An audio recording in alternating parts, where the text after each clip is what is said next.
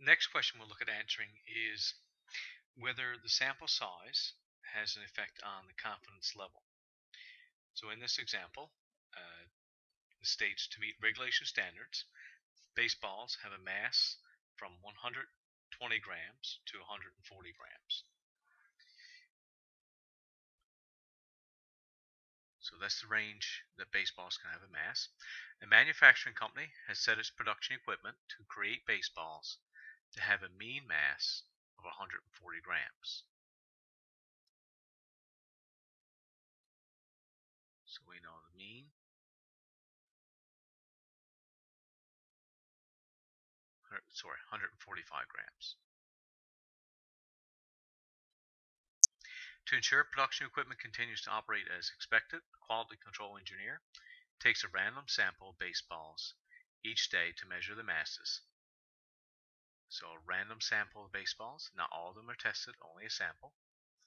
If the mean mass of the random sample is from 144.7 grams to 145.3 grams, then the production equipment is running correctly.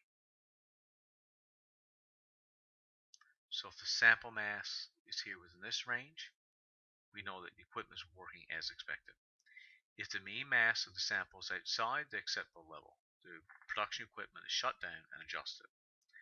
The quality control engineers refer to the chart shown in the charts here below. So to obtain a 99% confidence level, 110 baseballs have to be sampled. If you want a 95% confidence level, 65 baseballs need to be tested, and to have a 90% confidence level, 45 baseballs need to be tested. So question A, what is the confidence interval and the margin of error the engineer is using for quality control?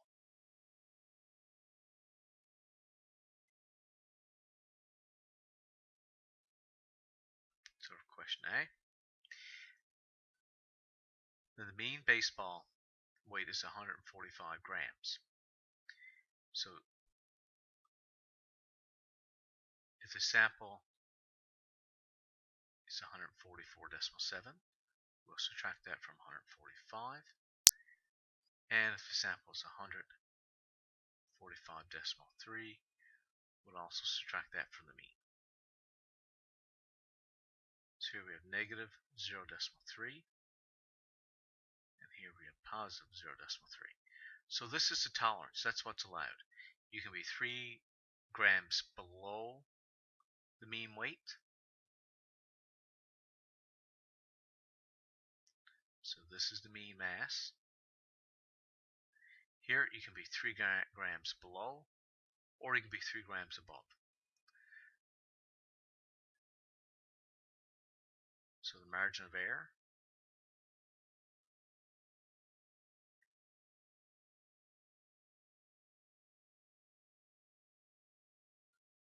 will be plus or minus 0.3 grams. If you're outside that, if the ball is too light or too heavy, then the equipment has to be adjusted. Now B is asking us to interpret the table. What we find here is that if you want a higher confidence level, you need to take more sample sizes. You have to sample more baseballs. What they're saying is you can be more sure of your results if you sample more baseballs.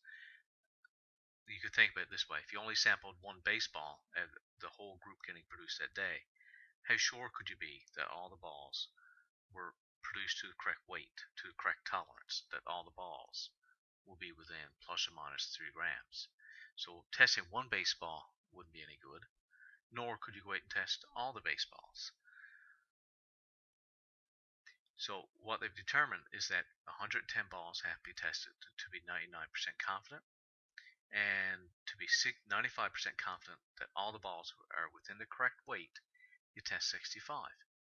If you want to be 90% confident that all the balls are being produced to the correct weight, you test 45 balls. Now, you might ask, why wouldn't you test 110 to be 99% sure that the mass is within the acceptable limit? Well, it would take more time to test them, it would cost more, someone has to get paid. So, those are factors that have to be considered. And C, what's the relationship between confidence level and sample size? Well, we had just mentioned that there. So it all gets tied into one question.